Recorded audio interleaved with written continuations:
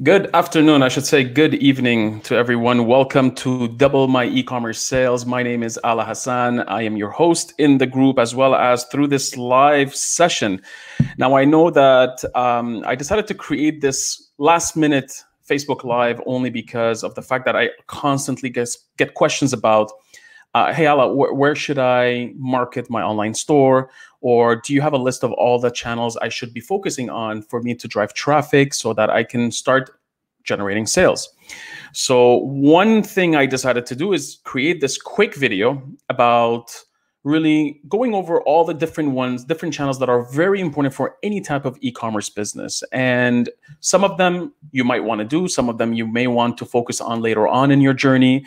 Some of them are great for getting started in the e-commerce world. Others are needed if you want to diversify all of your efforts over the long-term vision of your business. So a lot of times I always say, do not rely on one specific channel only when it comes to driving traffic or communicating with your customers. Don't just do email marketing, do other things also, because at the end of the day, you don't want to rely on one channel and something happens where you lose the traffic from this. For example, you've heard a lot of stories about people, let's say, for example, advertising on Facebook, and suddenly Facebook suspends them, or they're selling on Google. They're doing a lot of advertising on Google, and somehow their credit card gets maxed out and their ads go offline and they miss out on all this traffic. So there's all of these possibilities that negative experiences may arise in the future. And that's why it's very important for you as someone who's involved in e-commerce or someone who's running an e-commerce business to diversify all of your digital marketing channels. So let's get started. Let's talk about a couple of the channels that I feel need to be focused on. So again, the topic, this is what we're covering today. Now, before we start, the concept of digital marketing channel could be interpreted in many different ways by different people that you listen to or those people involved in digital marketing or e-commerce. To me, for now, for the purpose of this video, and usually that's how I refer to them, a digital marketing channel could also be looked at as a traffic acquisition channel. It's a channel that I go out there, create some noise of some sort so that I can grab the attention of people and then bring them back to my website, to my online store, acquire this traffic back to my website with hopes that these shoppers, those users that visit the website, eventually become a customer. So that's what we're talking about. Because some of the channels I'm going to share with you today are not necessarily advertising. They're not necessarily something that you do only offline. It could be directly on your website. They're already there. But it is some sort of marketing. You're using those channels to grab people's attention so that you either communicate with them, engage with them with hopes that they come back to your website, browse, shop around, eventually become a customer. So let's get started immediately. The first channel, and usually when I look at, and these are the channels I expect to see in Google Analytics under traffic acquisition source, under acquisition section within Google Analytics traffic sources. Among the top three, organic traffic is among usually the top three channels that I usually see within either the stores I oversee or clients I've worked with. So organic traffic is any type of traffic that usually comes through multiple types of search engines. Now, obviously, Google owns most of the space in terms of their share. Google search traffic is going to be the one that's driving the most users to your website. So you're going to see that a lot. You also have, obviously, Bing, Yahoo, they're together. So those, Bing and Yahoo are typically together within the second most popular search engine that you would see, followed by other search engines. And usually you'll see a website called, for example, DuckDuckGo, a search engine that's known for being very secure. They don't share a lot of your history, and I don't believe they have ads, or if they do have ads, it's coming either from Bing or from Google, either or. I may be wrong, but again, I'm not using DuckDuckGo. So when it comes to organic traffic, there's two types of organic traffic you're going to get. So sometimes people come to me and say, man, I am getting a lot of traffic from search engines like Google. But when you start looking at this traffic, you realize there are usually two types of traffic. Brand specific traffic that comes from Google's organic traffic, or sometimes it is specifically about a product or a piece of content that is not non-brand related. What do I mean by this? So let's assume for a moment that you're logging into Nike's Google Analytics. If you go to Nike's Analytics, for example, you'll see that there are people that are either searching on Google Nike, they're putting in their browser just Nike and they didn't type in Nike.com, and then they click on it, and then they click on the first search result, and then they come to the website.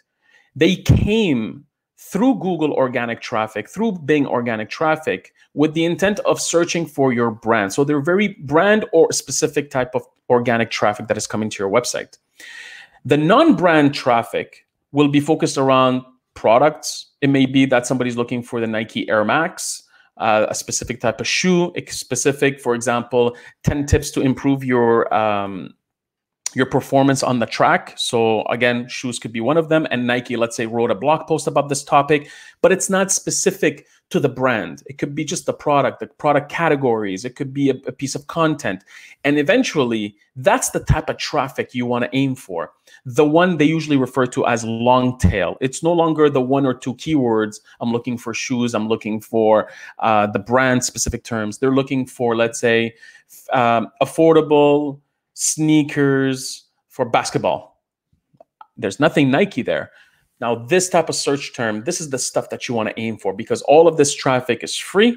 And over time, your ranking goes up and it improves depending on how credible your website is. So just to give you a sort of overview of what to expect when you talk about organic, because sometimes we see, oh, wow, I'm getting 30% of traffic coming in or 70% traffic coming in from organic. My website is very search engine friendly. Hold on. What are you doing? Are you a known established brand? Do you have a store? Maybe that's why people are finding you immediately through Google and that. Or are you actually driving traffic to other pages on your website? So these are the two things you need to consider. When it comes to organic traffic, I always, from my experience, I see organic traffic driving 20 to 30% of your traffic and your sales. Again, this is an average across. If you're a retailer, an online store that's doing all of the marketing channels, usually organic traffic is among the top 3 and refers about 20 to 30% of your traffic, including your sales. So that's a way to benchmark yourself. Again, it could be different for many different industries.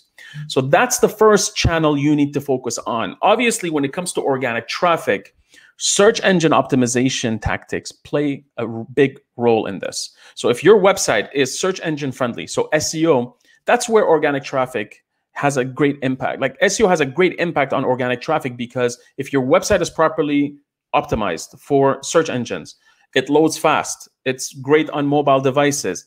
It's not having any technical issues. The structure of the website is properly done. I mean, there's a lot to talk about when it comes to SEO. If you follow most of the best practices, chances are your website could potentially drive traffic from organic channels, such as Google, Bing. Second channel that you need to be focusing on, and again, among the top 3, if for most of the retailers that are doing all the channels, is email marketing. Now, when it comes to email marketing, obviously, it's all the money's in the list.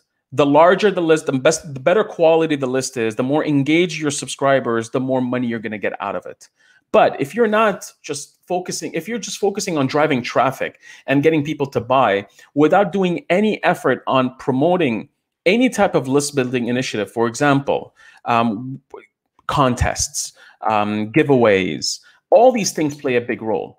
You need to make sure that when we're trying to drive traffic to the website, your focus is going to be about driving sales, obviously. But let's face it, 97% of people that come to your website are going to bounce. They're going to leave, because the average conversion rate in e-commerce hovers between 1 to 3%. Okay? So expect 97% of people leave your website to go somewhere else. Now, before they leave, why are you simply aiming for the main conversion, which is a sale? Why don't you go for some smaller micro conversions, such as a sign up to your email list? Either they can download a PDF guide, a buying guide, a lookbook. They can also sign up to a contest, to a giveaway. They can sign up to your list in exchange for a future discount coupon, whatever the tactic is. The idea behind this is you need to focus on list building. from day one. And that's the first thing I teach whenever somebody is launching an online store. Set up your email list and make sure you're actively engaged in acquiring subscribers. Keep in mind that over the year, you'll lose about 20 to 25% of your email list.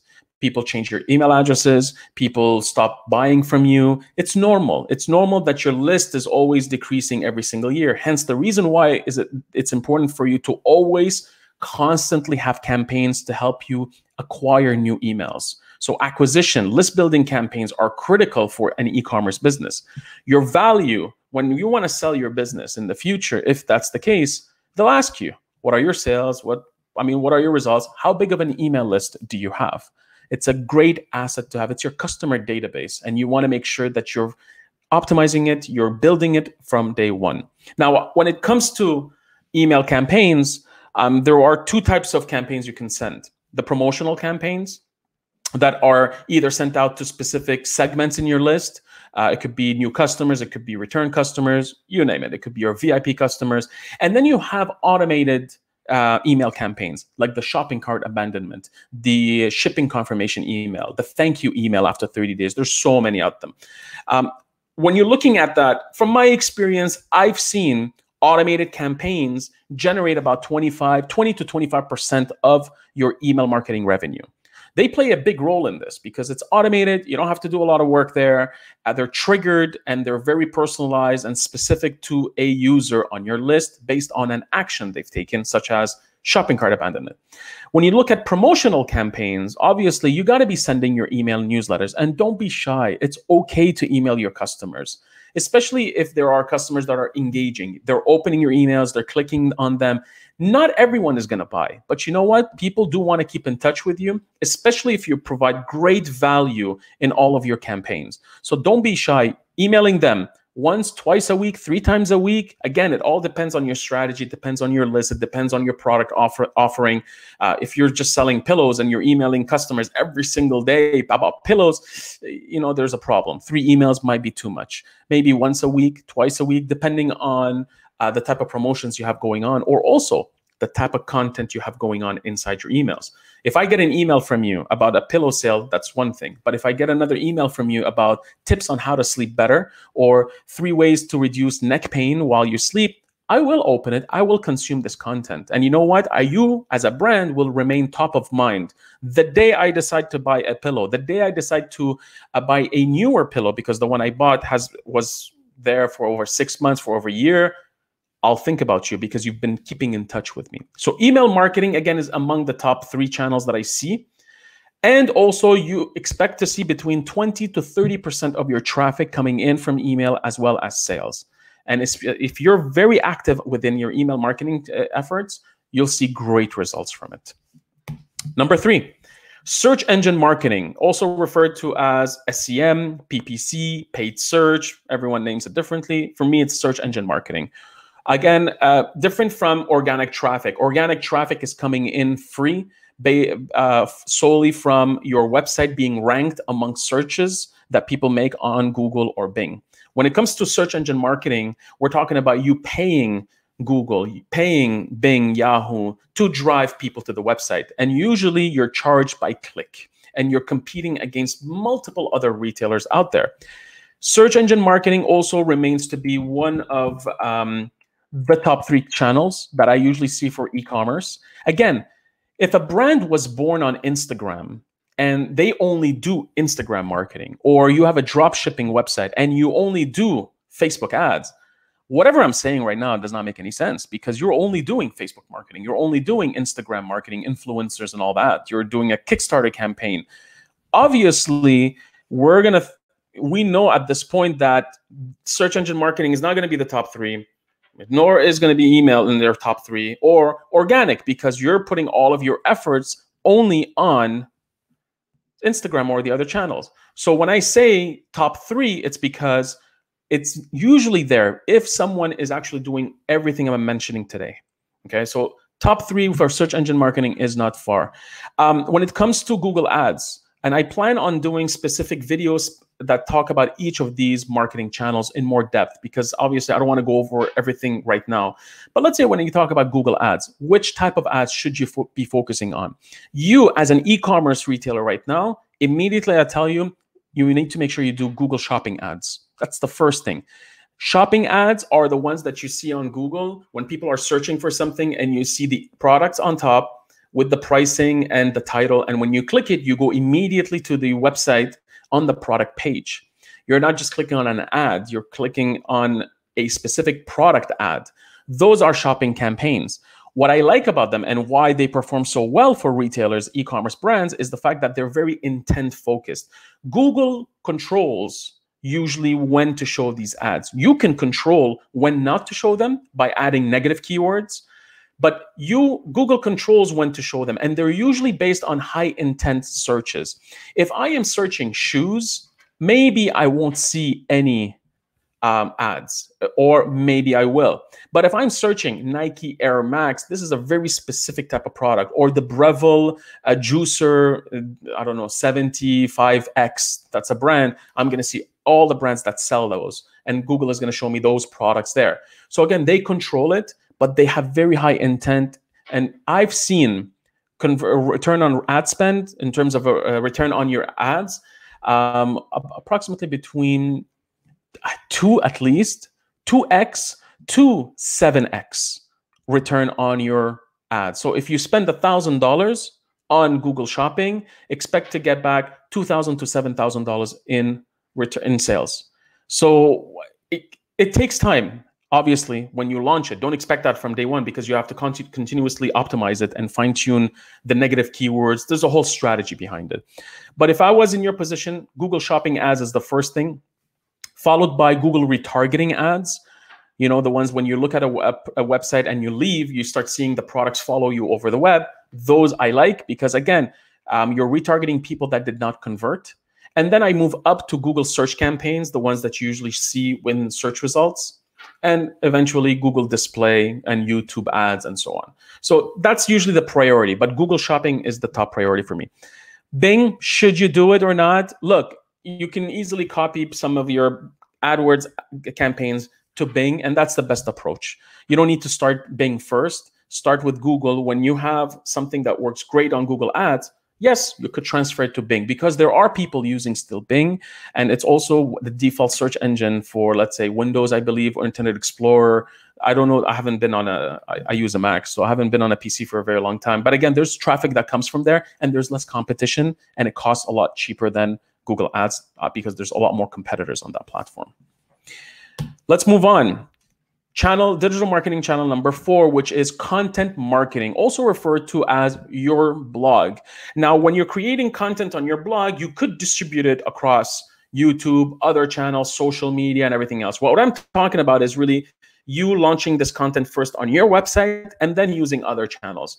Content marketing is an amazing channel if you invest time into it. And if you do that from day one, it plays a big role because it has an impact on your organic traffic. You remember when I started, I said, you know, the organic traffic either comes to your homepage because people are looking for your brand, or it goes to your category pages or product pages. That's it, that's all. These are the pages that are available inside an e-commerce website.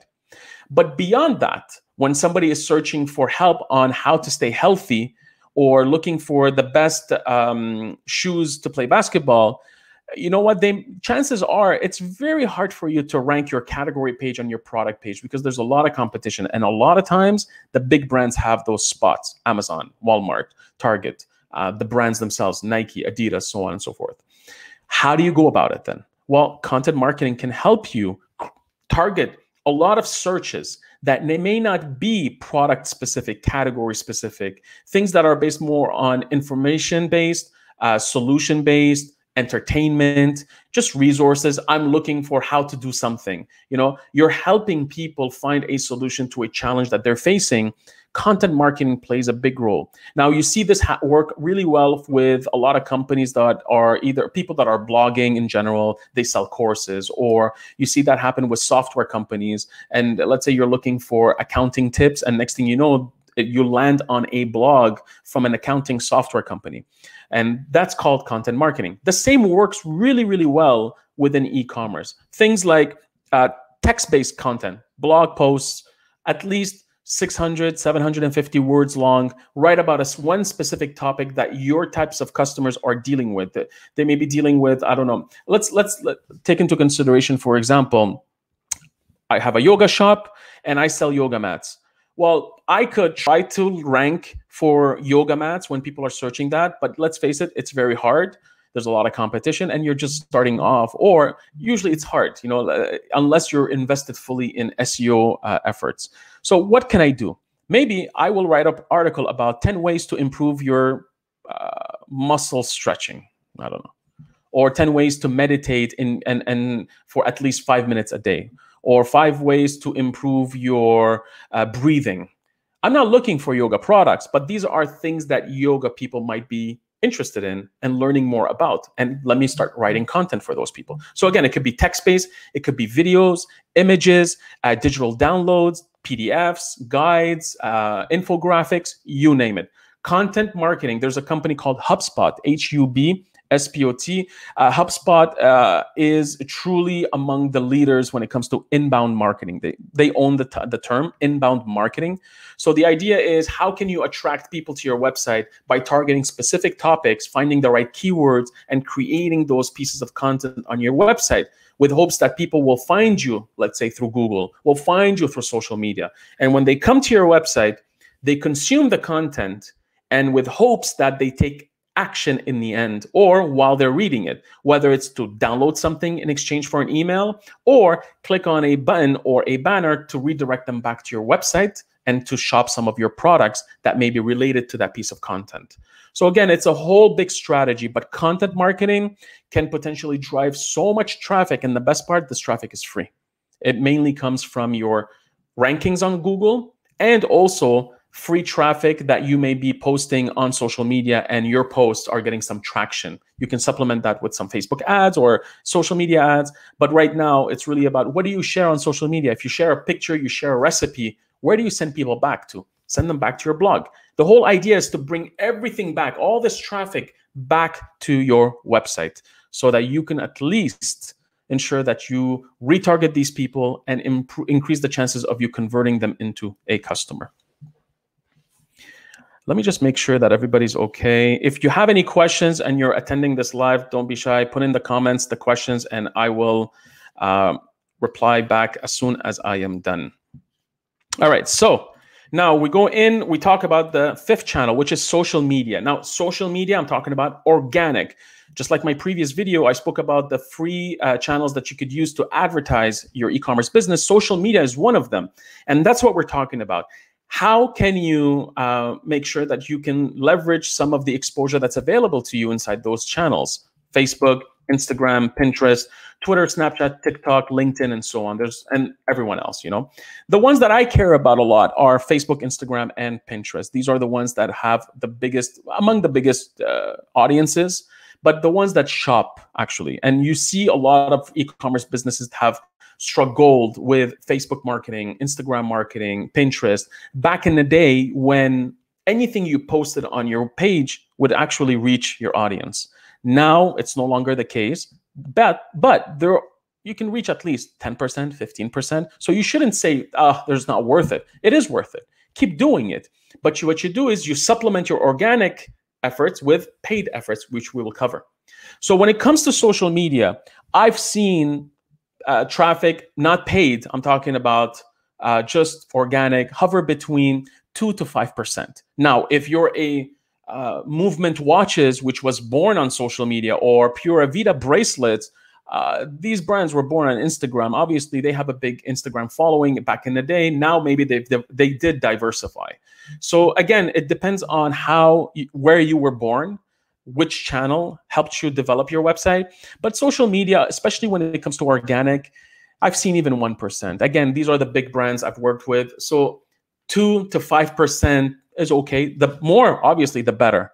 I mean, there's nothing wrong with it, but usually that's where it is. But sometimes I see people obsess too much over social media and they forget about the other channels. And that's a big mistake. And especially nowadays with social media constantly changing, the algorithms are changing, the rules are changing. Facebook is deciding different things every day, what you can advertise, what you can't advertise. And the same goes with Google. You have to take advantage of everything else that's available. When it comes to paid, again, they're the same channels. I would highly recommend that. I didn't put TikTok yet because only because of the fact that their advertising program is in beta, and it's by invitation, and it's going to change. But when it comes to social media advertising, highly recommend you start with Facebook. Facebook owns Instagram, and Pinterest is obviously a great place because, again, if you're targeting a more women's demographic, female demographic, a lot of them are on Pinterest. Very craft-oriented, creative. People go there for inspiration, for ideas, and some categories do better than others, like decor, cooking, fitness, and so on. So I highly recommend you start with Facebook, because immediately if you advertise on Facebook, you're able to tap into every channel that Facebook owns. Instagram in the future. I've seen some stuff about WhatsApp, but I haven't done much WhatsApp marketing. So Facebook is a great place to start. When I had my budget for digital marketing, I would put 50% on Google, and then I would take the rest and just divide it amongst all of my other channels. Social media would have 25%, but again, that's me. That's the categories I've worked in. It could be different for everyone else, okay? Number 7, display media. Display media are these banner ads that you usually see on websites outside of Facebook. Most of the time, they're powered by either Google display ads, which they have one of the biggest networks. Also, you have some private ad networks. When you're a big retailer, you have a big brand, advertising on Google is one way. You'll get better rates. Usually they're cheaper, but the quality isn't as good. And you're going to get a lot of, the quality of the traffic is, I won't say it's okay. You really have to stay on top of it. But there are a lot of websites that sell their ad inventory to private networks, and they want to charge more. Okay, so they prioritize inventories from other networks. And if you're a media buyer, this is your thing. Now, display ads do not perform as good as what they used to back in the day. Back in the day, people paid attention to banner ads. Nowadays, with people barely go on just a regular website. They usually spend so much time on Google. They spend so much time inside apps themselves. So we consume our content differently nowadays. Nonetheless, there's a lot of inventory being sold online when it comes to impressions. Usually display ads, you pay by impression. Sometimes you pay by click. Google is, depending on how big your account is, and depending how you use Google, if you're a professional media buyer, you could have it as CPM, so you pay per 1,000. It could be $1, $5, $3. It really depends on who you're trying to target. And sometimes you'll pay by click. So every network has it differently. I say, you know what, supplement your digital marketing efforts with some banner ads. Specifically when you are retargeting customers by showing them some products they looked at on your website. So they came to your website, they looked at this phone, but they never bought it. Well, this phone is going to show up in banner ads as they start browsing the web. So that's one tactic. I also like to use it as a communication channel. Sometimes, as we know right now, not everyone opens emails. Obviously, the way we communicate nowadays has changed. We're either communicating through social media, email, text, you name it. You know what? You could use banner ads as a way for you to communicate what your brand is all about. For example, people come to your website for the first time. They looked at a couple of products, they left. The first 24 hours, when they're back on CNN or they're back on a famous, let's say, NHL.com website or whatever it might be, they start seeing for the first 24 hours, some of the products they looked at from you. So as a reminder, oh, by the way, you didn't finish your purchase. These items are available and they're on sale, so hurry before we run out and it's too late then. The next 24 hours, you can retarget these people with some ads that focus on, let's say, your returns policy. We have a 30-day guarantee. Shop, and you're trying to convince them that you don't need to, they can shop with confidence from you. They don't have to worry about the returns. You have an easy policy. That's the next 24 hours. The next 24 hours, you could offer the fact that, you've been in business for over 30 years. You guys are the specialists. You know what you're doing. Your products are high quality. That's another one. Another 24 hours, you may show some testimonials of customers and so on and so forth. You could use display ads as a way to communicate with your current audience. Now, Do they perform well if you're targeting new audiences? Again, performance varies. It depends on your industry, it depends where you're advertising, it depends on your offer, it depends who you're targeting. There's so much. Nonetheless, the engagement with banner ads have decreased over the years. But how many of you do actually pay attention to some of the ads? Maybe you may not click on it. Maybe you're not engaging with it, but you know what? You are paying attention. Let's face it. So there is value, but you have to use it wisely within your digital marketing strategy. Number 8, there's about 10 channels. So number 8 is affiliate marketing. I use affiliate marketing almost as the last channel that I think of adding to my marketing mix, only because it's sometimes very risky if you don't know what you're doing. You're giving away free money. So what do I mean by affiliate marketing? We're talking about things like coupon sites. You know, when you're shopping on a website, you're about to check out, and then you're like, okay, let me see if there's a coupon somewhere, and you type coupon brand, and then you click on the first couple of websites that show up. Most of the time you have a website like Retail Me Not or coupons.com or whatever it might be. And you have also some apps, extensions like Honey Chrome extension. As while you're on the website, Honey can tell you, oh, there's a coupon for this product that you're about to purchase. So there's all these tools. Coupon sites are great. Unfortunately, you're giving a discount to the user, and sometimes they're about to check out. They never thought about using the coupon, but because they see the box in your checkout, they're like, let me find one. They're getting distracted, increases the chances of them leaving. I mean, there are tactics to help you reduce that, but still, you're giving away a discount. And then you got to pay those coupon sites, if you have an affiliate marketing in place, a percentage of sales. So your strategy has to be very specific with these companies to say, all right, how much percentage do you want to pay them? And there's a whole affiliate marketing strategy when it comes to this. There are websites like Cashback. You remember a website called Ebates, which was acquired by Rakuten. They pay you, they give you this money back every time you purchase from specific brands, but through Rakuten. So let's say you buy from Amazon, let's say, or Sephora.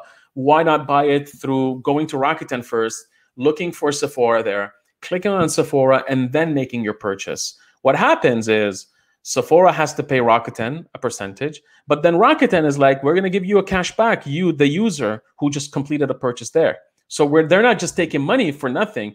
They're saving you money sometimes by giving you some coupons, but at the same time, they also give you some cash back money that you could use eventually to purchase in the future from these brands. So that's another affiliate type of program.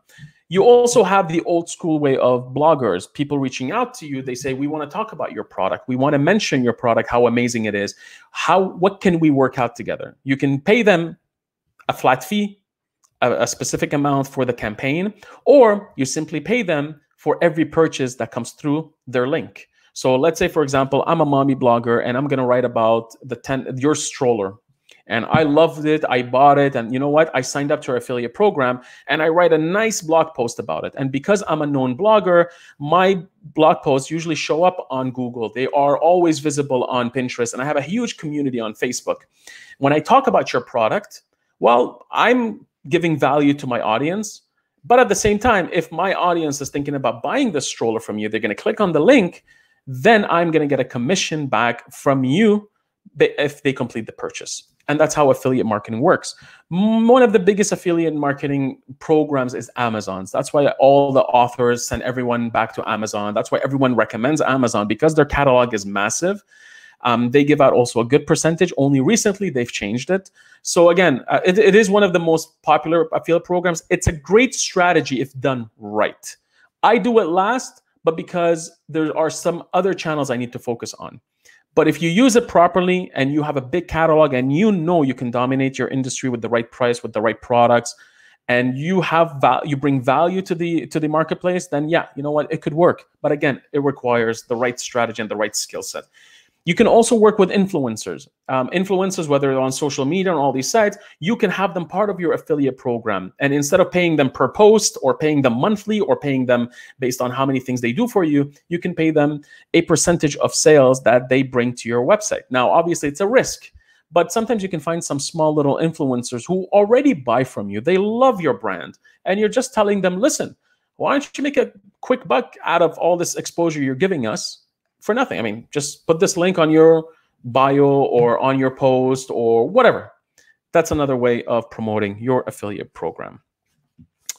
Moving on now. Now, when it comes to specialty channels, obviously there are many of them, and I refer to them as specialty channels. Others may refer to them differently, but things like, for example, digital flyer apps. If you're a retailer and you have a flyer, it could be you're in the home category, it could be your renovations. I mean, any department store, all of them, most of them have flyers. They still do them, and they still work if done right. Obviously, they don't work as well as they used to back in the day, but you have apps dedicated to this. They became all digital. A lot of times now they don't print flyers, or if they do, it's really specific to distribution channels.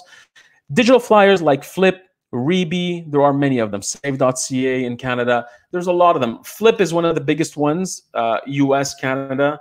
Reebee is very strong in Canada and growing. So these are the two main ones I've seen, I've worked with. And again, you're targeting people based on locations.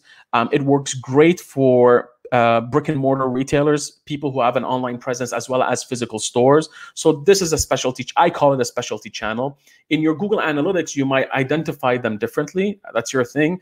You can decide how you go about it. But I like to put them together as specialty because they specialize in one specific type of content or audience or delivery format. Number two, gaming apps.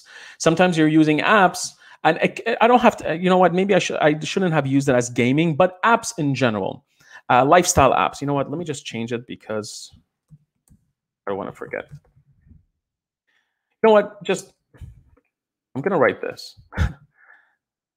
Apps, and I'm going to put gaming, lifestyle, news, fitness, you name it, okay? Anything. So when you look at this, gaming apps, there are some apps that your audience is using every single day. And you can potentially advertise in those apps, whether through Google or by reaching out to these companies to see if they have a private network of advertising banners. So there's ways of you leveraging some of these apps to drive traffic to your online store. So for example, you sell yoga products and there's an app that teaches people some yoga exercises. Maybe they have a banner placement inside their app. Maybe they have some advertising opportunities for you to leverage to help drive traffic from their app into your store because your audience is using it. So that's one idea. There's also niche websites. Within every industry, there's a website that's known to be the go-to website. Travel, for example, is TripAdvisor. When you look at, let's say, home stuff, house.com is one of them. And each of these niche sites also have their own advertising programs that you can leverage. It's recipe websites might have it, renovation sites. There's a lot of them out there. Even outdoors, a hockey website. Where do hockey fans go? Let's say NHL. They might have a specific advertising program. They might have a publication. They might have a magazine. They might have whatever it is. You can leverage all of these advertising channels with these specific niche websites to help drive, again, traffic back to your website. And sometimes you end up paying a little bit more than a Facebook and a Google, but they're very targeted because your audience is specific. They're not just targeting everyone. They're targeting people who simply love hockey, people who love camping, people who love home decor. And the eyeballs are right there for you to take advantage of with certain advertising opportunities they may offer. The last thing is digital audio. Obviously, right now, digital audio is gaining a lot of traction. Things like Spotify, radio, podcasts, SoundCloud, and every audio platform has some way or another an advertising opportunity for you to leverage. So if I was in your position, I would leverage Spotify right now. Not many people are there. I would take care of that. I would consider using that as a place for me to start because, again, there's not a lot of people using it at this point. But I've seen, I mean, a lot of us use Spotify more in the US than, let's say, maybe Canada, but something to consider. Another app I should mention also, like, let's say, for example, some people use Waze app by Google for maps. Waze has an advertising program. Yelp has an advertising program. All of these apps, that's why I say, you know what, apps is best. All of these apps are controlled by companies that are known and they bring lots of value to their users. Each one of them has an advertising program. So really seek them out because a lot of times people just focus on Google and Facebook. Yes, priority should be Google and Facebook, but go somewhere else also. Places maybe your competitors have not thought of.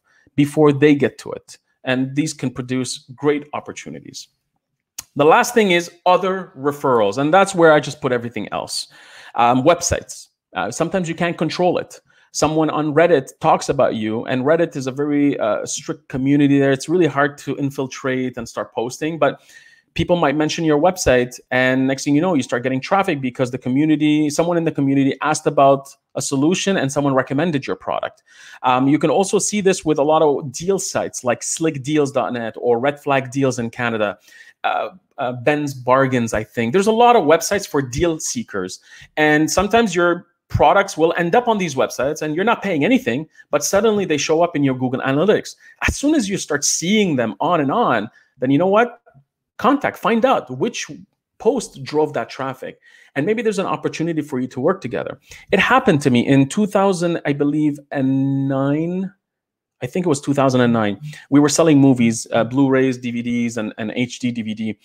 And I remember to this day, we promoted a Transformers movie on HD DVD for, I think it was $5.99, and we did it another time for 99 cents. I literally looked at my Google Analytics and I saw over 70,000 people come in one day from Slick Deals. Why? Because we made the homepage, the amazing deal. Right? And it was a nice movie. It was the right timing. Someone picked it up and they're like, let me promote on Slick Deals. And everyone voted on it. And their editors saw it and they said, wow, this is an amazing deal. We made the homepage. I got 70,000 people during that year in one day from Slick Deals. And that's one post. When we saw that, we started using Slick Deals as a way for us to, let's say, find people to help us post there, work with people there, find ways of advertising. Again, because we found out that there's an engaged audience that can potentially come to our website and they did purchase. What else can we do? Influencers. Obviously, it works, but you have to be careful who you work with, how you set up your contract, how you set up the whole program, the marketing campaign. Influencers are great, let's say on Instagram, on YouTube, they're promoting, and now obviously TikTok is there, they're leveraging it as a distribution channel. I can talk for a whole day when it comes to influencer marketing because obviously, it's different strategies for different e-commerce brands. Sometimes it works great if you work with an influencer with millions of followers, and sometimes you can get amazing results with a local influencer with 5,000 to 10,000 people following them in your own city, and that person can potentially drive a lot of traffic too. A lot of people, you have to understand something. The social media world has evolved over the years. Back in the day, when you have an influencer taking a picture with a product, and you know what, immediately you're like, oh, that's cool. Let me click on it. The teas, all the stuff that like the fitness protein shakes and granola bars, you name it. Now, consumers have evolved. They're smart. They know they can point out the fake influencer, the fake promotion, and so on. So again, things have changed, but they still work if done right. PR, press releases, public relations, all that stuff still works. And sometimes you may have an amazing campaign. Let's say you ran a Kickstarter, or let's say your product is so innovative that you've won awards, and you know what? You can reach out to some local news agencies. It could be online press releases. It could be anything of that nature. And you start generating buzz around the fact that your product won awards. It's an award-winning box. And you know what? Everyone is talking about it. And then you have people from Fast Company writing about you, Inc.com writing about you, and you reach out to the editors. You may go on TV in your local cities, and that's public relations, You also have other websites like marketplaces I covered yesterday. So marketplaces like Facebook Marketplace, Kijiji, Craigslist, there are tons and tons of them. And sometimes you could leverage marketplaces as a way for you to drive traffic. And sometimes they also provide paid initiatives. Like I know for a fact that Kijiji, for example, has a paid program where if somebody is looking for, let's say, a used mattress, I'm just coming up, a used mattress, well, you can put an ad in there for your brand new mattresses. And in the end, people are looking for a used mattress for like $100, $200, $300, and you might have a brand new one for $300 or $400.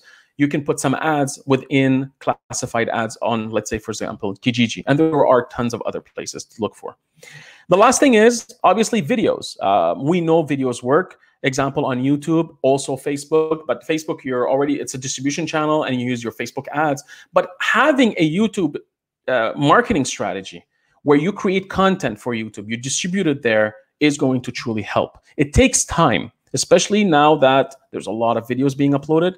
Nonetheless, it should be part of your marketing strategy, if not a simple distribution channel. You're already creating content on your website, 10 ways to improve your health, and then you made a video, for example, you wrote a blog post. Well, take that video, put it on your YouTube channel, put it on Facebook, use these as distribution channels, and they could potentially become a driving force when it comes to acquiring traffic. The last thing, obviously, let's face it, there are people that are going to come to your website directly from word of mouth, but you don't know where they came from because they just type in yourwebsite.com. So direct traffic has value. From my experience, from what I've seen, direct traffic produce a healthy percentage, about 10%, 10 to 15% of your traffic should be direct. Now, direct is in proportion to how much buzz is going on around your brand. It could be also, what are you doing in terms of referrals? You may be, someone is talking about you somewhere. It may not be on a digital. Someone mentioned your name at a conference. They're speaking somewhere. They're talking to a large group. It was mentioned by a celebrity online, and then people were watching her Facebook Live, and then next thing you know, they type in your website and they come to you. They might come also through organic because they don't know your website domain. But we're talking about traffic where people actually type it in and see it. Could come in from referrals. It could come in also from offline initiatives. You may be doing some TV ads. You may be doing some radio, traditional marketing channels, billboards, newspapers. These are not digital channels. So what happens is the call to action is to really come back to your website. And most of the time, they're going to just type it in their browser and come to your website. The last thing is physical stores. If you have a retail presence, so brick and mortar, you may have an online website and you may have 25, 30, 40, 100 stores. You'll notice that your direct traffic is significant because obviously people are seeing your stores. They know about your brand. There are customers. There are shoppers that continuously go to your stores all the time. Well, when they come on online, they're just going to type it in. So direct traffic can be pushed from your store initiatives. Now, keep in mind something. When you're looking at direct traffic, a percentage of this traffic can potentially come from digital, but unfortunately, you're unable to see this. What do I mean by that? Sometimes, let's say somebody mentioned your website on, I don't know, let's say they're on Snapchat or they're on Instagram Live, and they're inside the app. So I see a message by some influencer and I click the link that they give inside the app. And what it does is I leave Facebook, I leave Snapchat, and it opens up a new window. That transition from an app to a browser can sometimes reset the source of the traffic. And then Google Analytics will show that, oh, they just came direct. But they didn't know they came from another app. So sometimes that could happen. So again, there is a percentage in there just for you to consider. Nothing major, but at least I want you to be aware of it. So my last tip for you, and these were all the different channels, so 11 of them that you need to consider, and obviously they constantly change. Now, if you want to make this work for you, it could be overwhelming if whether you're getting started or you're already selling 6 figures, 7 figures. You need to really have a strong digital marketing strategy. So you have someone in your team overseeing the digital marketing initiatives. And that's their job to come up with a strategy in the short term, long term, quarterly, you name it, all that stuff. What's important is for you to track everything. For example, through Google Analytics, whether you're advertising on Facebook, doing things on Snapchat, doing emails, all that stuff. The first thing I did, even when I joined linenchest.com, I just focused on cleaning up the analytics. I wanted to make sure all of my channels are properly configured and everything is properly organized. And anything we were doing offsite was being tracked with the right URLs. And I always make sure I use Google URL Builder. I make sure that every URL is tagged with the name of the campaign, the source, the medium. I mean, we're going to go into all this stuff later on. But all of these strategies have to be properly monitored, because if you can't measure it, you can't improve it. And you can't rely only on analytics inside your Facebook or inside your Google Ads. You have to have another tool to make sure that you compare things, because sometimes you may be seeing that Facebook shows, oh, there's $1,000 that came from this sale, but in your Google Analytics, it shows only 500. Why is that? Well, there's a lot of reasons, but you need to have these two tools so that you start questioning things when you see there's a discrepancy between the numbers being reported. So next steps, what should you do? So the first thing is identify your weaknesses and your strengths. The reason being is there's a lot of channels, as you've seen right now. But before you jump into them, write down all of your strengths in terms of what are you able to do right now? What are you good at? Are you good at writing? Are you good at creating videos? Are you good at Facebook ads? Are you good at Google ads? Are you good at all that stuff? If you don't, then you have some weaknesses, then write those as weaknesses. Then focus. I like to, before I start implementing things, I like to follow one brand that's doing a really great job inside each of those digital marketing channels. So let's say I'm doing Facebook ads, I'm going to follow a brand. And it doesn't have to be a competitor. If there are some competitors that are in the game and they're really doing a good job, then follow them. It could be in another industry. But the idea is follow a brand that you see are doing a great job on each channel. If it's an email campaign, then sign up to the newsletter, see if they're doing a good job. Look at Facebook ads, look at Instagram ads, and there are tools to help you look at. There's ways for you to look at what ads are running for each of these accounts. So follow a major brand that's doing a great job and learn from what's going on. I always tell people, you want to double your e-commerce sales. It's very easy. You just got to see what the big guys are doing and start doing the same thing at your level. You don't need to put millions of dollars. Start with hundreds, start with thousands. I remember back in the day, I used to attend, I still attend, but back in the early days in 2005, I started attending Internet Retailer Conference, IRCE in Chicago. And I was among the only ones going to that event because I used to attend, let's say, the eBay events. I was a big seller on eBay. I was attending the smaller e-commerce groups, smaller conferences within our size. But I always go religiously to the IRC event, Internet Retailer event. And it was considered like where the big guys are. That's where the big boys play. And I liked going there because I was learning a lot of these strategies that the big guys were doing. And I would come back to the office. I write down 3 things I've gained from that conference, and I come back to the office and I try to implement these campaigns at our level, with our budget, using different tools that I can afford. And the idea there is, if it works for these guys, why wouldn't it work for me? Maybe I should just play it differently. But at the end of the day, I could learn from these people. So the idea here is to do the same thing. Follow the brands that are doing a really, really good job. See what's working for them to your best. And then model. Don't copy. Model what they're doing. Change things around. But the structure of the campaign, the way they go about communication, the way they go about copywriting and all that, start modeling some of those. Then, after you evaluated your resources in terms of your skills, weaknesses, even your budgets and all that stuff, and you've seen what's working right now in the industry, and you've got some ideas and you've been inspired, then start focusing on one channel at a time. The biggest mistake you could do right now, again, it depends on your resources. If you have a team of 40 employees and you're in a well-established brand, that's a totally different story here. Obviously, you have no choice, but you need to go all in and you start advertising, you start doing email, Google ads and all that stuff, but you hire experts within each department. That's how it works for big companies. If you are a 6-figure, seven-figure business, e-commerce, well, you can afford hiring some people. So again, I'm saying focus on one channel at a time, but you can do this monthly or quarterly. Don't start doing, if you're one person, if you're 5 people and you're limited on resources, that's why I said look at your strengths and weaknesses. Your budget is also a strength or a weakness.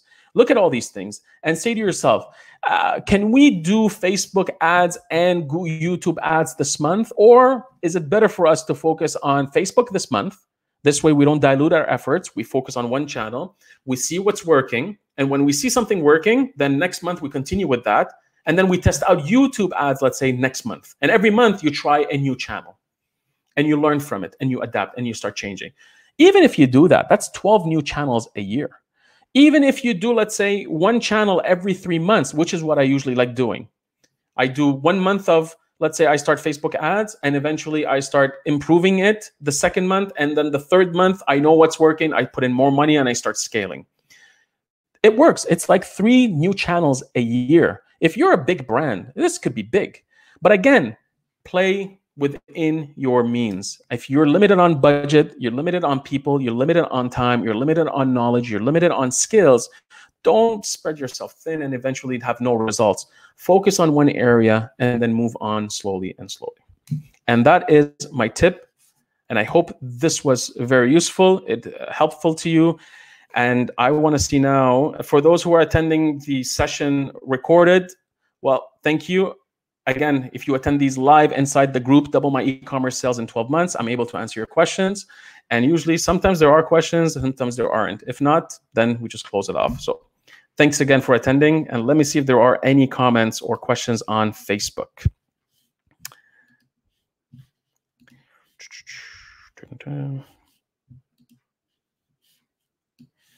Any questions? I know that it was a very long video, but I had to cover it because I felt like it was very needed at this point.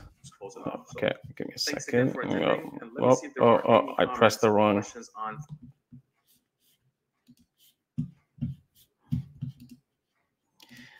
I don't see any questions. Perfect.